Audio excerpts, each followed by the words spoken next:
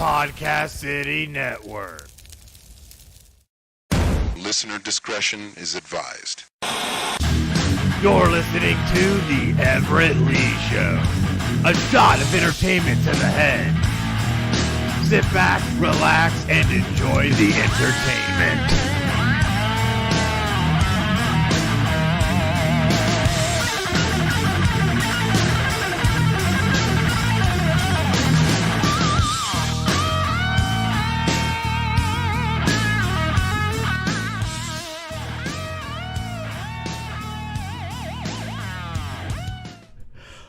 Welcome, everyone, to the Everett Lee Show podcast. I am Everett Lee. Quick shout out to everyone who follows me on Twitter. You can follow me at the Everett_Lee, Facebook.com/the Everett Lee. Click that thumbs up. And, of course, Podcast City Network, the official host of the Everett Lee Show. You can check out more content and podcast on podcastcity.net. Well, I'm back again. 2 podcasts back-to-back in a row. I hope everyone enjoyed last night's podcast I did right here on twitch.tv/Podcast City Network. I did with the Chris Rose. It was always a pleasure to have him come on. Today, I'm going to dial it back just a bit. It's been a while since I've had a writer and author on. I actually got 2. And it's going to be a first for me because one of my guests is the youngest guest I've ever had on the Everett Lee Show that I'm going to interview today. I want to introduce and welcome to the podcast authors and writers, Marc and Kristina Ritorto. Did I say that right? Yeah, you said it correct. All right. I'm always bad with names. That's all right. You actually did it correct. All right. That's awesome. That is awesome. What, if you don't mind me asking, what's with your last name there? Is that nationality? What is that? Italian. Oh, okay. Yes. Nice. That's awesome. That is. And you live up north, don't you? Up around New Jersey, New York? We're actually located in Bergen County area of New Jersey. Oh, okay. Yep. Nice. My wife's from New Jersey, and I have a couple friends that live up there as well, up in New Jersey. Oh, really? Mm-hmm. Yeah. You know where she's from? Yeah, she's from around Hazlitt and Mamatown, I think. That's the names right there. Oh, I know where Hazlitt is. I grew up near there. When I was younger, I used to live in the Red Bank area of New Jersey. Mm-hmm. Yeah, And then I moved to Bergen County when I met my wife to be. Oh, nice. And I've been up here ever since. Nice. I have 5 brothers, and about 4 of them at one time have been married to their wives have been from up north. So we're all from Florida, and we married our wives are from up north. So you're from Florida? Yeah. What part of Florida? Daytona Beach. Ah, okay. I've never been there. I was supposed to go there on my college spring break one year, but I never got to go. But I go to Boca Raton a lot. Okay. Yeah, I know about where that is. Yeah. So we visit them all the time. Yeah, Daytona's pretty good. It's a good tourist town. It has a lot of like with the races, with the NASCAR, with the Daytona 500, and then twice a year in March they do Bike Week. Everyone comes down for a week there in downtown Daytona on Main Street to do Bike Week, and then they do in October they do Biketoberfest, which is about 4 days, and it's great. I mean, just big tourist town, and it keeps growing every day. Pretty soon it's going to probably be big as Orlando. Orlando is just crazy. Oh, yeah. We go to Orlando quite often, too. Yeah. Disney World. Oh, yeah. Hey, Christina? You like Disney World, Christine? Yeah. You do?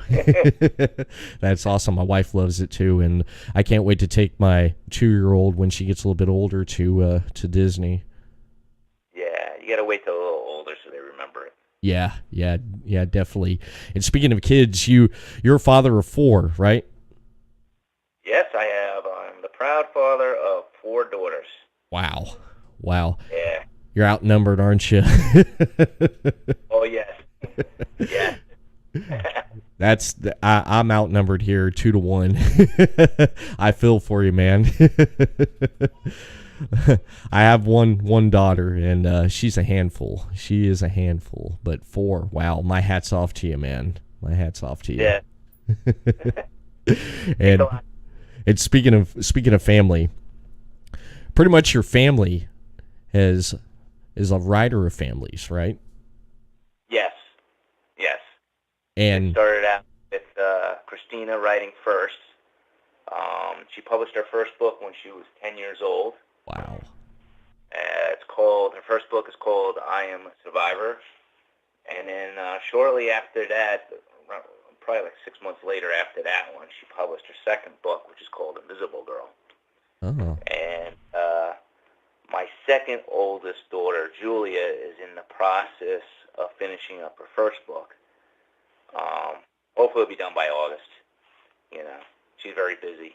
She's like, in an honor society, and she tries to focus a lot on her schoolwork, but she'll eventually get that book done. And then actually my youngest daughter, Samantha, who just turned 9, she's working on her book too. Yeah. So it's like a family bug, so to speak. Right. That's good. That's good. Getting into writing, because it's a good creative process, because you could come up and create the most amazing things and just stories where you can go.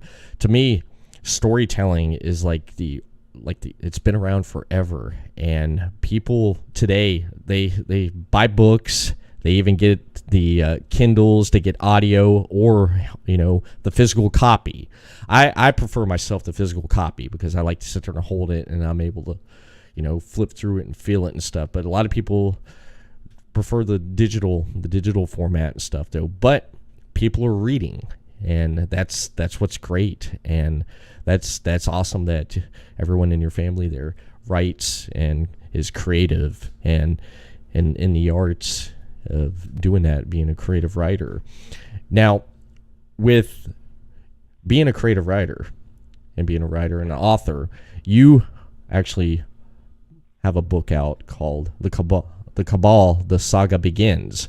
When did you decide that you wanted to pursue that, and how did that all come about with your book right there? How did that come about with publishing it and everything? I actually started it probably like well over 10 years ago, and then when I only had like my first and second kid, the life just took over, and I got busy. Right. And then Kristina published her book. After we published her book and we went through that process, I'm like, you know what? I want to finish the book that I started. I remember I started a book, and I actually still had the Word document on my computer. And then I decided to pursue it. And what was interesting was when I started the book, it was originally supposed to be just themed around the martial arts. Mm-hmm. People who know me, they know I'm passionate about the martial arts. I've been in the martial arts on and off since I was like 14 years old. Right. But when I approached it again 10 years later, it was kind of like a different meaning for me. 'Cause I have a friend out there who's got cancer. So I kind of based the book on, it's kind of like, the story doesn't have anybody with any cancer, but it's kind of like symbolism. Uh-huh. So in the story, the main character finds that his best friend got murdered, and it just so happens to be, his friends happen to be a U.S. senator, and during the course of the investigation, he meets people that will forever change his life. And then they all find out that their lives were somehow impacted by a secret society that their main goal is to take over the world. Right. And they discovered that the same organization not only influenced somehow impacted their lives, but also took someone away from them that they loved. And then they find out that the same terrorist organization not only murdered this guy's friend, but is also planning a terrorist attack. Wow. So that is that they end up stopping him. And there is a surprise twist in the end. The book is designed to have each character stand on its own merits, to spawn off different series. Huh. That was the approach I took to it. So, like I said, at the time, I had some emotions with my friend. Right. And I just put it all in the book. Wow. That's neat. I like the story. It kind of reminds me of something from like a Jason Bourne type movie with the conspiracy and the espionage, and there's more behind everything that's going on. That sounds really interesting, man. I'm gonna have to pick that up and actually read that. That's cool. I like that. Now, are you planning on writing any other books, or you plan on writing more? You plan on writing more with that and do it as a series, as you said, right? Yes. Basically, like, we first put it out in Kindle format, then we put it out in a paper book. We put it out in audiobook format about a couple months ago. Mm-hmm. And I just started writing a different type of novel. It's a fantasy series. But I do plan to go back and write another story on the Cabal. But it's a little harder for me because I work full time. You know, I got the podcast and 4 kids. Right. It's a little hard, so my time is kind of limited. Yeah. And I do know there's a lot of people out there that have read the book and they're looking for the sequel. They're actually looking. One person actually commented on Amazon that they're actually looking for an origin story on one of the characters. So I might do that first, or I might do a continuation of where I left off in this book. But I definitely plan to do that. I'm also trying to see if I can turn it into some kind of movie. But I know it's a difficult process. I've met some screenwriters, and it's a long and complicated process. So I don't know if I'm going to end up doing it myself or I'm going to hire someone. Right. But I figured first let me finish the book that I'm currently working on, and then I'll go back and at least finish the sequel. Mm-hmm. To Cabal, because currently the book I'm writing now, again, it's like a vampire fantasies novel, but Right. I'm doing it as a series. So I'm writing one big book, but I'm splitting it up into 3 different parts. Okay.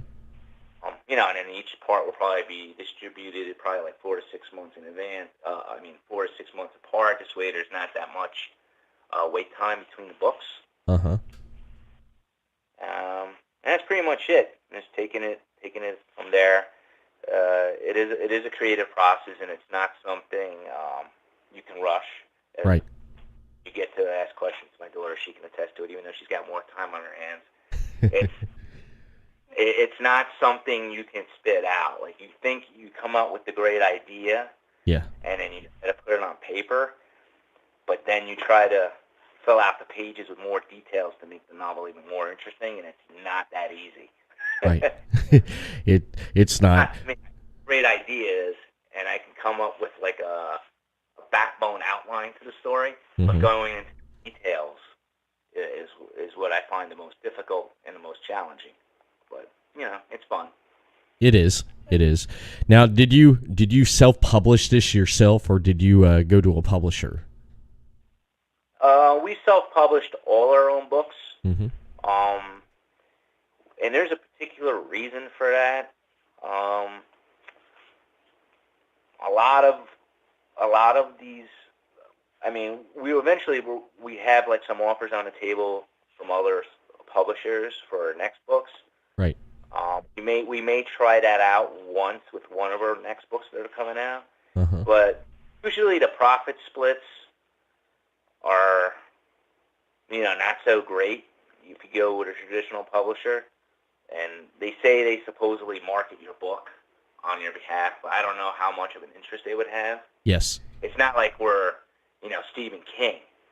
Right. Or, James Patterson, or they'll flood the TV networks with ads on our books. So, whereas, so if I do know that they do try to help with the marketing, but I'm not too sure how much of the marketing it would help with. Right.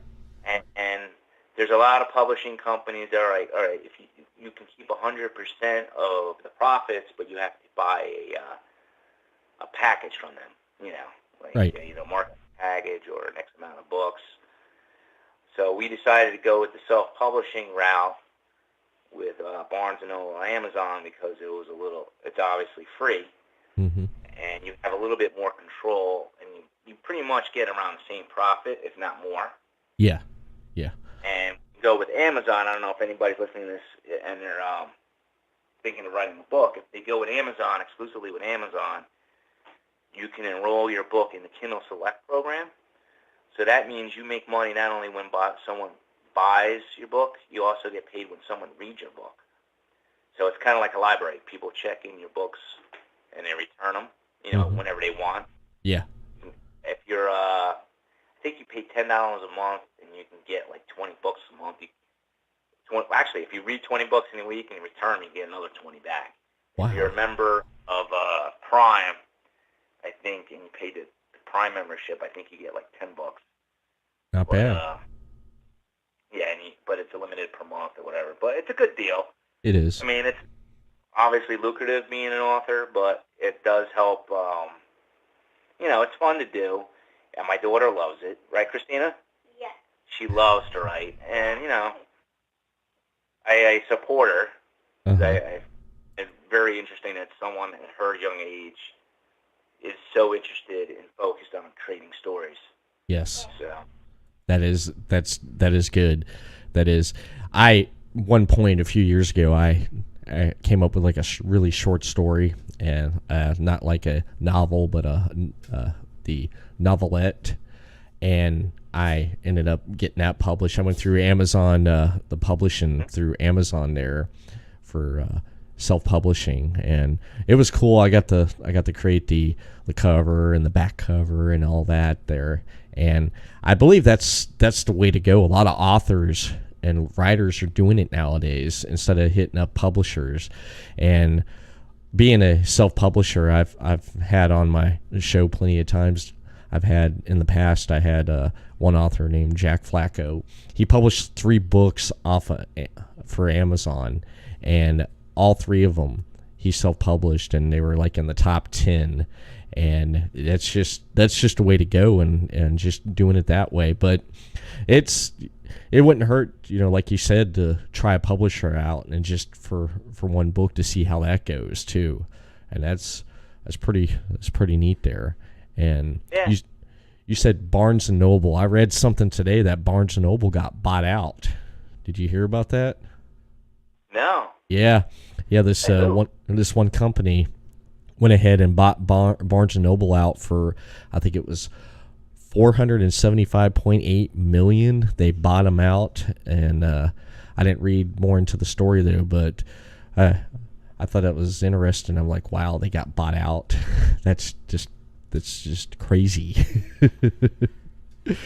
It is, but I mean, Amazon and Barnes & Noble and self-publishing is not bad. And like you said, yeah, anyone want to publish a book, I mean, try that, do that, and or if you want a publisher, try that too. But now with writing books and publishing books, you said there was other family members that are going to be publishing books. Are they going to plan on writing like a series, or just one books here or there, different stories? I don't know what Julia's plans are. Mm-hmm. I think She's doing a series. Oh, okay. And yes, the youngest one is planning to do a series too. I guess they put ahead.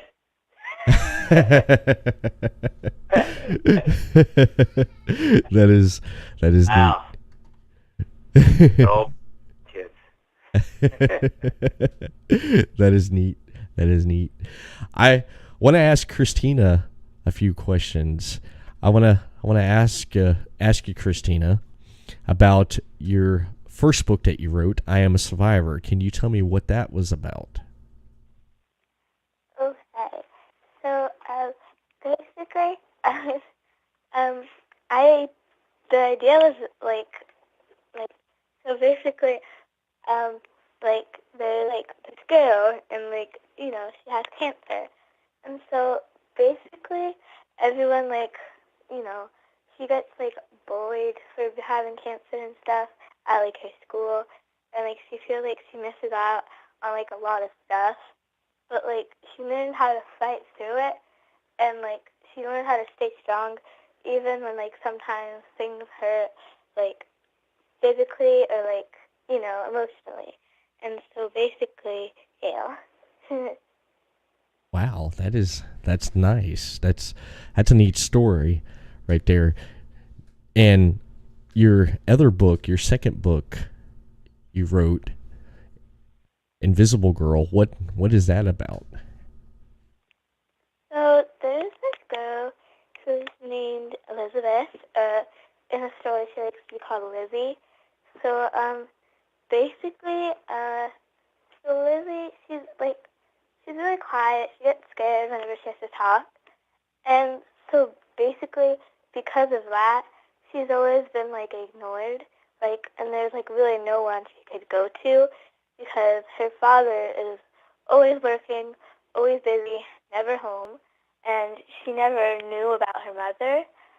So basically, she feels like she's alone, sort of. But she finds out more about her mother through these sort of visions. And when she learns about her mother, she finds that they're gonna help her find her mother. So when she finds her mother, she learns a lot about her mother. She learns about herself and a little bit about her father and her other family members. And she learns about what it really is to be have a friend. And so basically, she got a little bit more brave. She started talking a little more, and she meets these new friends who help her with stuff. And so basically, yeah. Nice. How did you come up with the ideas for your books, and how did you take the experiences or other experience to write both your books? My first book really was just random, because my dad came to me. He was like, "Hi, yeah, I know you like to write, so I found out about this Amazon thing where you could self-publish. Do you want to write a book?" I'm like, "Yes." And he's like, "Okay, but you need to have ideas." I'm like, "Yeah." So I was trying to find out ideas, but I didn't really have any. So I went to my friends, and one of them came out with the idea of having a girl with cancer, and so then that idea creates I'm a Survivor, and then the second book, Invisible Girl, based on so I feel all me and my sisters, we're not exactly really loud in school, so I feel a lot of me and especially my older sister, we can kind of sort of relate to that because we're quiet, we're not really noticed, but I don't want, and I know there's a lot of shy people. Some of my friends are really shy, but I don't want them to think that there's no hope. So I created an Invisible Girl, for people who may have been quiet to think that it's all in your head. It'll be fine. You just sort of need to be brave. Right. And things. I like it. I myself in high school, I was pretty quiet. I didn't say much. I kept to myself. I did have friends and acquaintances in school, and I wasn't too loud until my senior year in high school at the talent show, and then that's when I let loose. What do you do? Yeah. And everyone said to me at that towards after the talent show, they said, for 4 years you didn't say nothing, and then finally you just decide to speak. What'd you do on a talent show? Oh, me and my friends, we got together and we played Black Sabbath, Electric Funeral with no drums, 2 guitars, a bass. I played bass, and my 2 other friends played guitar, and then other friend sang. And yeah, that's your music too. Yeah, I played a guitar myself too. Yeah. I'm not good at it, but I try. I did. When I was 18, I thought that was basically gonna be my world. I'm gonna be like this big rock star, and I'm gonna go travel the world and stuff. And I only made it as far as the garage, and that was about it. But yeah. You had fun, right? Yeah, I had fun. And throughout the years, I'd jam every once in a while and stuff. My nephew, he plays drums. He's about 30, and he was playing drums since he was 8. My brother always played guitar, and then I played guitar. I played bass and drums, and didn't do good singing. It was more when I was a teenager. It was more into punk music and just that type music, because three chord music. I mean, that you can't go wrong there. I mean, Green Day, Misfits. I mean, that was just pretty much it. Rancid, just the old punk, stuff from like the 80s and 70s. But I mean, we did like the old stuff like Black Sabbath, and we like the Seattle music like Soundgarden, Pearl Jam, Nirvana, which I grew up on in the 90s as a teenager. So but yeah, listen pretty much to the same music. Yeah, I'm 40, and it's funny. I turn on like I have the Sirius XM, and I turn on like the Lithium station and listen to the 90s stuff. My wife's in the car with me. She rolls her eyes. She's like, "All we listen to is the 90s." It's like, I'm sorry. So I switch over to the classic rock channel, the classic rewind, and listen to some, good old stuff there, like old Sammy Hagar and Police, and different types, So, but I was quiet, and in senior year I broke out. But I do like the stories behind your books there, Kristina. That's really amazing and really good. What does your friends think about and say about you having 2 books that's published with, which I saw really good positive reviews on Amazon? They brag about it. Cause usually when I talk about my books, I sometimes get embarrassed, and so they're like, "Oh yeah, look at Kristina, you're so awesome. You wrote 2 books." I'm like, I don't know how to respond. I get embarrassed, and they're really supportive of that. They're really supportive about it, though. That's good. That's awesome. With your friends being supportive, and your dad and your sisters being very supportive. That is awesome. Now, with you having both books, Kristina, did that inspire your friends to pick up more books and start reading and getting into writing? I mean, my friends and I have always been sort of bookworms. Mm-hmm. But I know one of my friends. I didn't really know that she liked to write, but into 5th grade, I saw she was sending me these really good quotes that she made up herself. I'm like, wow, you're good at this. And she's like, thank you. And yeah. That's neat. And you're sending a really good message in the books, both books, as you described right there, to young readers. What advice would you give to a young writer starting out? What advice would you give if someone asked you? want to write a book, I feel like, it's your book, so you can really do whatever you want with it, and you shouldn't really let anyone's opinions hold you down because, it's your book. You can do whatever you want with it, and you can do whatever you want with it, and, be proud. Don't really get embarrassed because it's your work. You did a good thing. You should be proud. I like that. That is a good that's a good answer. I like that. Wow. You took me by surprise there. That is awesome. I like that. I like that advice right there. That is awesome. You're really proud of her, Mark. Yep. That is. I'm proud of you right there. Just talking to you today and just that right there. That is awesome. That is some good advice right there. I like that. I like that. Do you plan on writing anything else? Anything planned, Kristina? How many books you're writing now? I'm working on 4 books, and I have so much ideas, and I'm having trouble taking out one idea and keeping the others for later. So I just write them all down. That's good. I mean, you write down your ideas and stuff. That's great. Yeah. That's great. You're always writing ideas down? Yeah.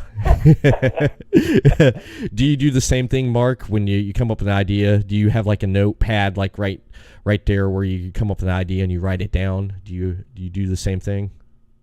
I actually have a app on my phone.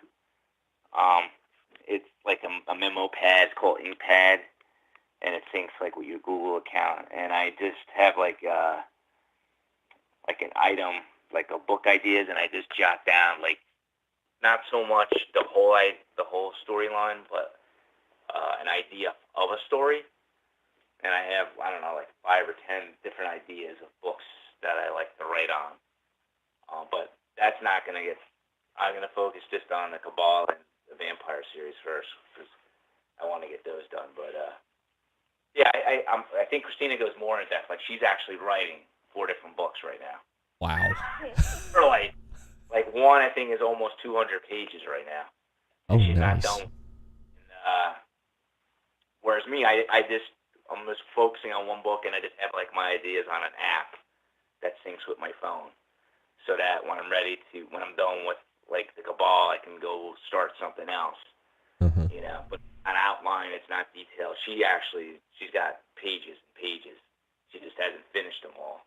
Wow. She gets one book, I think she starts typing. She gets up early. Most kids, you struggle to get them up for school. Sometimes she gets up early and she starts typing. She gets up early on the weekends. Boom, boom, boom, boom. 6 o'clock, 7 o'clock, she starts typing. Sometimes she's typing before she goes to bed. She's like a machine. Literally, jeez. Wow. And if she's not doing that, then she's reading. So, I'm not complaining. My best friend up in constructive. So. That's neat. That's neat, like a machine. Just I like how you describe that. My best friend up in Tennessee, his wife, he has three kids, and the 2 that's still living at home with him, his I think 12-year-old, she'll get up early in the morning, and before she goes to school, she'll do yoga, and then go to school, come home, do yoga again, and then sit down over in the corner of the couch there and then read. And his wife, she loves reading too, and then they're both be sitting there on opposite ends of the couch with a book, just sitting there just reading and just going through and just reading different stories. And I think that's great that people and young people and kids just reading books. My daughter at 2, she's interested in books and stuff, and I read her a story right before she goes to bed at night. We pick out different books and I read her. I got her Dr. Seuss, Cat in the Hat, and she likes Peppa Pig, and she got some books on that, and it's just different type books, and she'll come up and give us books And I think that's neat, at that age there. And I tell my wife, I said, she's in the books. We, keep her interested in, books and stuff, because reading's great. I had a teacher one time that said, reading, if you just pick up a magazine, you pick up anything, newspaper, you read it, you're reading. And that's always good to do. It always is. It always is good to do. It is. Yep. It is. Anything that works the brain, reading, or like in your case, playing the bass is good too. Mm-hmm. It is. And it's like a muscle. You got to keep working it. Mm-hmm. It is. You definitely do. You definitely do. You do have to keep working it. And one thing I want to get into discussing with you, Mark, is MMA. I looked up on your Facebook page there, and I seen that a lot of your photos and stuff of you as a competitor. You tell me a little bit about that, being a competitor. You said karate, martial arts. Yeah, I've always been in the martial arts. Well, up to recently, because I've been injured, but I'll get into that in a second. I've always been in and out of the martial arts since the age of 14. Mm-hmm. I started out with karate. The guy's so popular, even the kids of this generation know. Everybody usually gets into martial arts because they watch a Bruce Lee movie. Yeah. Everybody knows who Bruce Lee is. But I actually got into it. I was a big admirer of Bruce Lee. If you ask any of my friends growing up from high school, I had wall-to-wall Bruce Lee photos all over the place. But the real way I got into the martial arts was, I think I was like 5 or 6, and my father is also a martial artist, and he took me to a karate school demonstration in Brooklyn. Mm-hmm. And he trained at a school. The instructor is actually dead now, but his name is James George Cofield, and he produced a top-ranked karate fighter by the name of Tom the Puppet. And when I was at that demonstration, I was blown away, and I'm like, all right, that's what I want to do.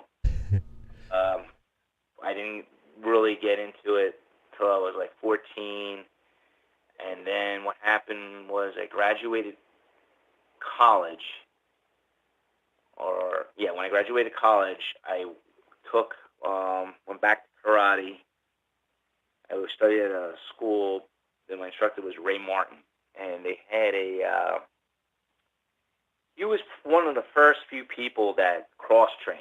Like, he didn't teach traditional karate. He was kind of like Bruce Lee in the fact that he believed that you take a little bit from everything for any martial art, take and use what is effective and dispose of whatever is not effective. And while I was there, he had a jiu-jitsu instructor. It was a young kid. He was a blue belt at the time, but back then there weren't that many black belts. So when I was there, I was doing karate and Brazilian jiu-jitsu. And then I really didn't get into jiu-jitsu. I got really into jiu-jitsu like when I was in my late 20s. Right. Around the time when I met my wife. And we moved up here, and I found a pure jiu-jitsu school by the name of Performance Jiu-Jitsu. And I trained with them until I separated my shoulder when I was like 32, and that took me out for like 6 years. Yeah. It was a really bad injury. I don't know what took me. I just had a hard time finding doctors. And then first it was my shoulder, but the fun thing was my other arm was fine. The one that got hurt was fine. It was the other one. Uh-huh. And I tried to stay active, so I was studying. At that time I was doing boxing and jiu-jitsu. I went to when I was injured, I wanted to keep active, so I joined a Muay Thai kickboxing school in Jersey. It's called North Jersey Muay Thai. Uh-huh. And on and off for a year. And they had a jiu-jitsu guy over there, and his name was Luis Jaron. He was a brown belt at that time. And I stayed with him for a few years, and then I went over probably a year after I got my brown belt, and went over to a Renzo Gracie school in Northvale, Jersey, called Northern Valley Henzo Gracie Jiu-Jitsu Academy. Right. The professor's name in there is Carl Massaro. He's trained. He's done like I think eight or 10 camps with George St. Pierre. If anybody follows MMA, he's a former welterweight C champion. So, in fact, he's in that video footage of the last fight he had against the Count Bisping during a training camp. My instructor's the guy that he's doing the takedowns with. Oh, okay. Okay. Yeah, and then what happened was I've always had like you always get bruised and injuries, but what happened was I have arthritis in my foot right now. Uh-huh. I have no cartilage in my foot, and I have problems with my IT band, so I haven't trained. I got injured in October last year. My thumb went all the way back, but the thumb was fine. I would have kept training with the thumb. It was just the foot and the legs. I just had a lot of problems, and I tried going back 2 months later in January. My body was shot. I'm hoping I can get back into it in September. That's what my goal is, because it would have been like 8 months. I'm like going nuts right now. Yeah. My kids are like, how obsessed I was with it. Yeah. You know, right? Yeah. I'm like, the world's at an end. I don't care. I gotta go to jiu-jitsu. That was like my mentality. I didn't care. The only thing that was more important to me than training was my kids. Right. I would always put jiu-jitsu ahead of it. Uh-huh. And so during my time in doing jiu-jitsu, I did a lot of jiu-jitsu tournaments. I did the IBGF New York Open. I did the Abu Dhabi Pro Jiu-Jitsu Trials. I've done the NAGA World Championships. Grappler's Quest back in the day. They don't exist anymore, but back in the day, they were a pretty popular grappling organization. Right. Right. And I've trained, not with a lot of MMA fighters, but, being involved with jiu-jitsu, it's kind of, MMA is kind of, I guess you would say, like the cousin of it, because a lot of MMA fighters do jiu-jitsu. So, Right. It's kind of like when I was training at my one school, that's kind of how I got my name, Mark the Shark, was from an MMA fighter, an amateur MMA fighter. He kind of coined it. Nice. And that's pretty much it. I love it. I miss it. I follow MMA as much as possible. And you also follow, I've kind of been slacking on the jiu-jitsu circuit because it kind of gets me depressed because I can't do it. Yeah. But a high regard for the jiu-jitsu athletes, and the legends like Marcelo Garcia, Enzo Gracie, Roberto Lovato Jr., Cyborg, even the new guys like Gary Tonin, Gordon Ryan and his brother Nicky, John Danaher, and that whole death squad. I think what they've done, they just totally revolutionized the sport. And right. In terms of MMA, I give those guys credit. I still don't think they get paid enough to do what they do. Mm-hmm. They put bodies through hell. I put my body through hell, and I'm not getting like leg kicked and then going back home and then doing hours of wrestling and then going back in the ring and then doing boxing and then after that doing rounds and rounds of cardio and lifting all on the same day. And then you got guys, in other sports making millions. Yeah. But, it's all based on the viewership. It's because more people, as popular as the mixed martial arts has gotten, there are some people that still don't know what it is. Right. Yeah. Right. So I've always taken it upon myself to kind of like educate people. Back in the day, they always thought of it as two humans cockfighting. Mm-hmm. And I always found that as an insult because they're not cockfighting. They're actually using their intelligence to train their bodies to hone their skills to be able to impose their will on their individual opponent. It's not two guys just throwing haymakers. Mm-hmm. They're doing, they're using their mind and their training to make educated, calculated guesses on what moves and techniques they're going to use. Right. Obviously, they trained their to the point where it's reflex. They don't have to think about it. But, you know, it's not easy. Think of it as like a musician. Just you learning the guitar. Like you said, you played like 2-chord songs. Yeah. Right? Try to think of like someone like Eddie Van Halen, right? Or Ingrid Malmsteen. Or George Lynch. Like, think of what they could do with the guitar, right? Oh, yeah. They put the life into it. The same thing with these guys. Yeah. But they're not getting paid the same as, let's say, someone like playing basketball or baseball. Exactly. Paid on demand, I understand that, but mm-hmm. you know, I'm hoping it catches up. Yeah, I mean it's popular. I mean, look at UFC. Look how long they were around, and look how long it took them to get to where they're at and stuff. I know. I mean, they were outlawed. Yeah. Banned from the U.S. I used to go to my friend's house. We used to get like I don't know, they call them black boxes. Yeah. Which you kind of like illegal shows illegally. That's how we would watch it. Yeah. You know, we're talking 93, 97. Wow. You know? I remember the black boxes, man. Wow, I haven't heard that term forever, man. Black box. I was like, as soon as you said that, I'm like, oh my goodness. They usually man. associate that with airplanes nowadays, but yeah, that's what we did back then. At his house, and we would watch the UFC. He would have a black box, and somehow it was programmed to get channels from different countries or whatever. And we'd watch the UFC Extreme Cage Fighting, World Fighting Series, or whatever that one was, the Renzo Gracie one. Hook and Shoot. I used to get all the videotapes. You know,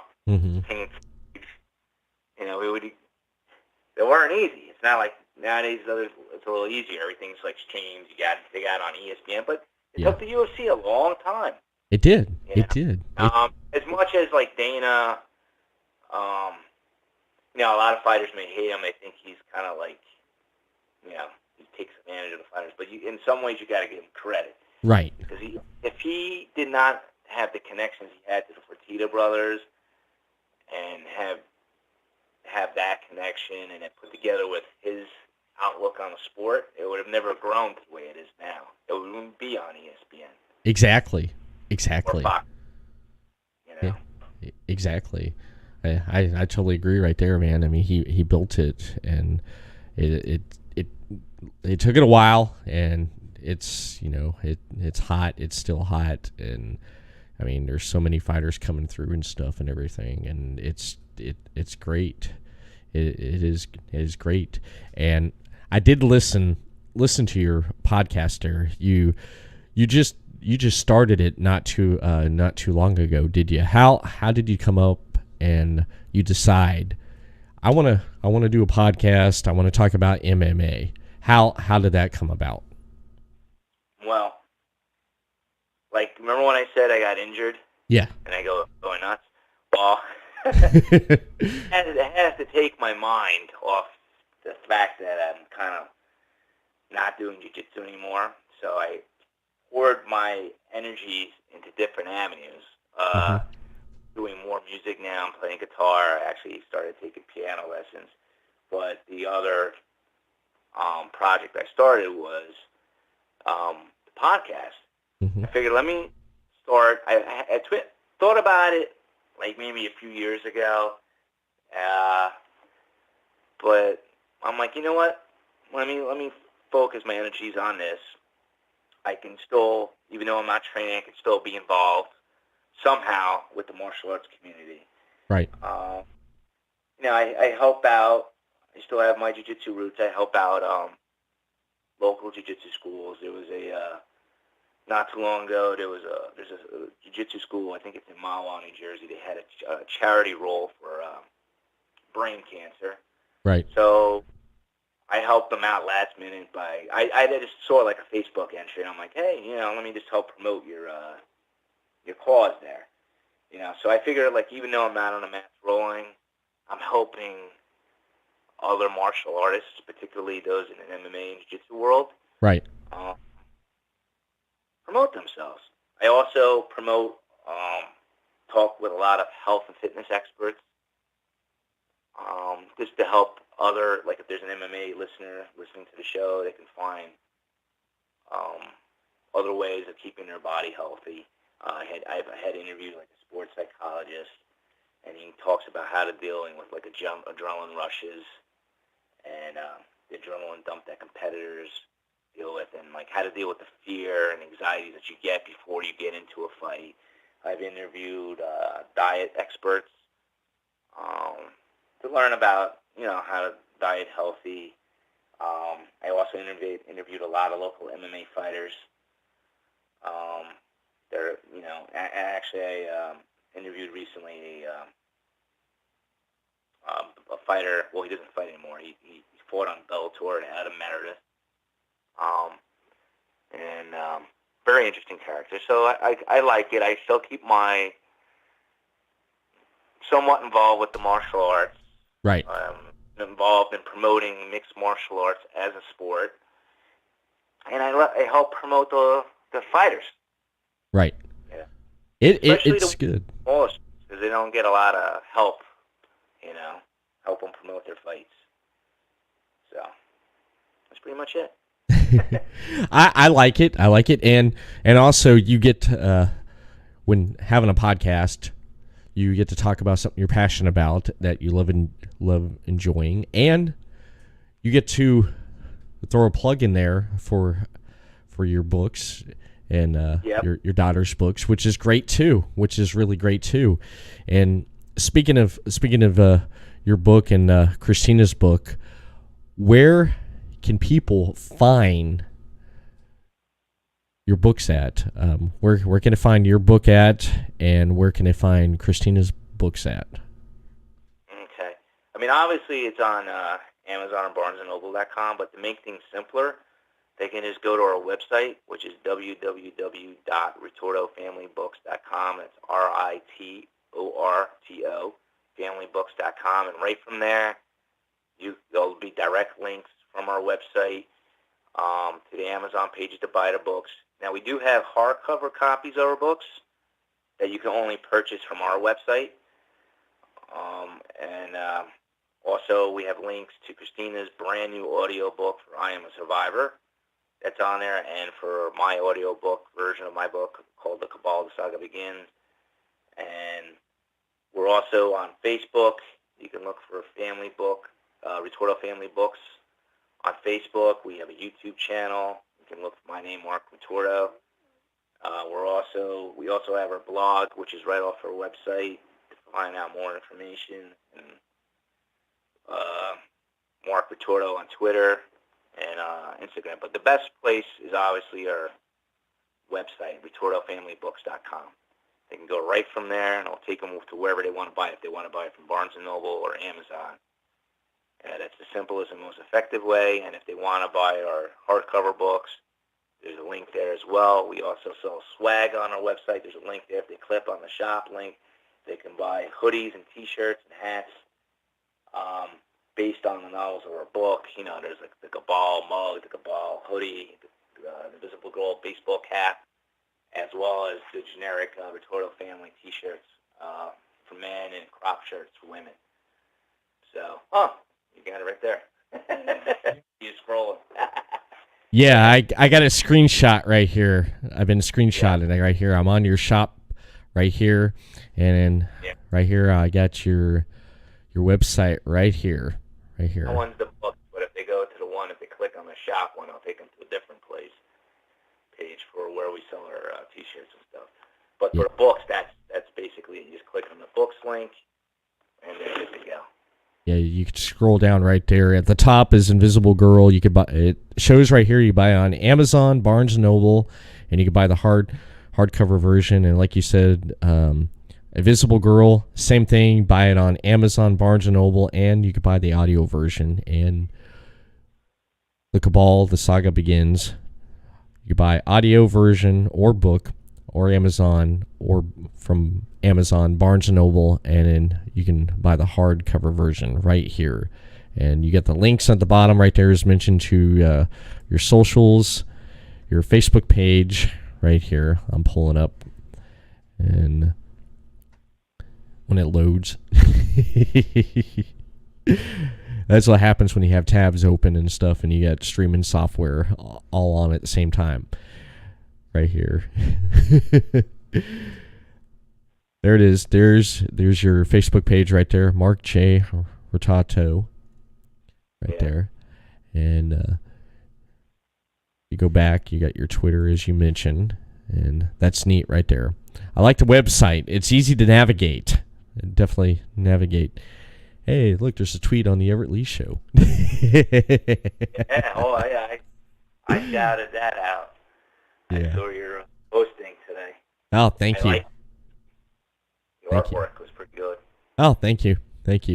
I do pretty. I do pretty good, but Chris Carnage, he's like the master of Photoshop. He's come up with a lot of stuff and a lot of artwork and stuff for us on for a lot of the logoing and stuff. It's kind of 50-50. I like the website. Your website was really good. Oh, thank you. Yeah. Chris pretty much touches up the website here and there with a lot of things, and he pretty much takes care of that part. And I mean, it's two-man operation what we do and stuff, and it's quite a bit. I mean, takes a lot to run a network, and what Mark's referring to is Podcast City Network, which you can check out right here on the page right here, podcastcity.net. Head over there for podcasts such as the Everett Lee Show and many, many more content and podcast on the website. You can follow Podcast City Network on Facebook, Podcast City Network. Give that a thumbs up and a like, and send us a tweet at Podcast City Net on Twitter, and follow the YouTube channel, Podcast City Network. Subscribe to that. And right here on twitch.tv/Podcast City Network, be sure to follow that as well. And be sure to follow Everett Lee Show right here on twitch.tv/Podcast City Network for live podcast. And you can listen to the audio version on podbeam.com, Everett Lee Show, and on Apple Podcast, iTunes, Everett Lee Show, Stitcher Radio, same thing with the podcast, the audio version, and YouTube channel for the audio version of the Everett Lee Show, and in Instagram, Everett Lee Show, and on Twitter at the Everett _Lee, and Facebook, the Everett Lee Show. And anything else you want to promote and mention, Mark, before we close? And Kristina? Just be on the lookout for Kristina's new audiobook. Hopefully, we just approved it. We're just waiting for Amazon to finally approve it. That should be available hopefully within a couple weeks, the audiobook version. And then my podcast, Marc the Shark MMA Show. That's on pretty much everywhere. Radio Public, iTunes, Anchor, Stitcher. You name it, it's on there. iHeartRadio. Nice. Awesome. I want to thank both of you for coming on today and discussing with me your books, your podcast, and martial arts and everything in between. It was great talking and chatting with both of you. I appreciate it. You're welcome. And your show. Yeah. Oh, thank you. Thank you. You're always welcome to come back on anytime to promote anything else. And that's pretty much it for the Everett Lee Show. And be sure to tune in next week right here for another episode of the Everett Lee Show. Everett Lee signing off. Have a great day and a great weekend, and we'll see you next week. Peace.